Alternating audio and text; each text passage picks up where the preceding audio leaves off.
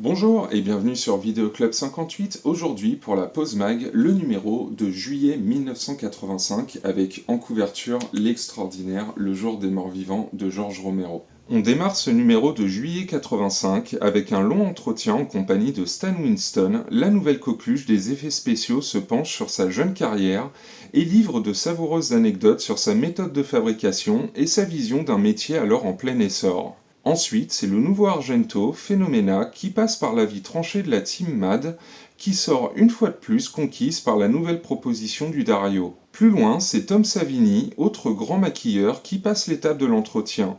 S'il s'épanche longuement sur le défi et les conditions difficiles de ce nouveau jour des morts vivants, il revient également sur ses précédentes collaborations avec George Romero telles que Zombie ou Creepshow.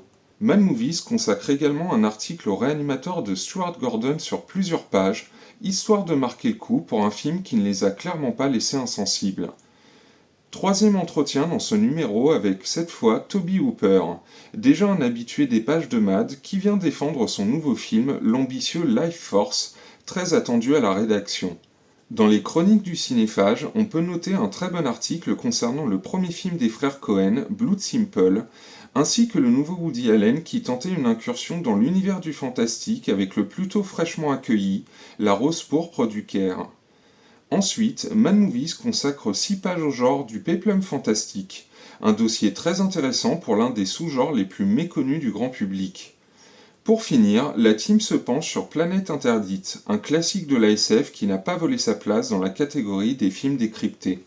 Donc encore une fois, un très grand numéro, un collector, puisqu'il a une quarantaine d'années, avec donc ce genre des morts vivants en couverture, un film que j'ai déjà abordé au cours d'une vidéo, un film que j'aime beaucoup, qui est un petit peu trop sous-estimé à l'époque, même s'il y a une bonne critique dans ce magazine du film, mais c'est un film qui est jugé en dessous de La Nuit des Morts Vivants et de Zombies, ne serait-ce que par le contexte social en fait qui est moins intéressant sûrement dans ce film-là. La confrontation entre les militaires, les scientifiques et les civils intéresse moins effectivement que le fait de critiquer la société de consommation ou le racisme aux États-Unis.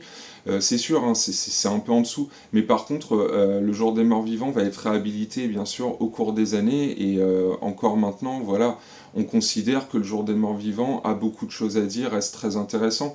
Il y a aussi bon, le nouveau Dario Argento, Phenomena. Dario Argento, de toute façon, c'est un des chouchous de JPP. Clairement, à chaque fois que je lis un article dans les anciens Mad Movies concernant voilà, les anciens Dario Argento, à chaque fois, c'est des très très bonnes critiques. C'est un réalisateur qui est très apprécié à la rédaction.